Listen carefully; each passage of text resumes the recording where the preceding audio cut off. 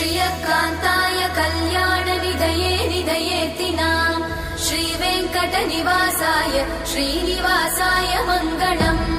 लक्ष्मी सविभ्रमालोकसुभ्रूविभ्रमचक्षुषे चक्षुषे सर्वलोकानां वेङ्कटेशाय मङ्गलम् श्रीवेङ्कटाद्रिशृङ्गाग्रमङ्गलाभरणाङ्ग्रये मङ्गलानां निवासाय श्रीनिवासाय मङ्गलम् सर्वावयव सौन्दर्य सम्पदा सर्वचेतसां सदा सम्मोहनायास्तु वेङ्कटेशाय मङ्गलम् नित्याय निरवध्याय सत्यानन्दचिदात्मने सर्वान्तरात्मने श्रीमद् वेङ्कटेशाय मङ्गलम्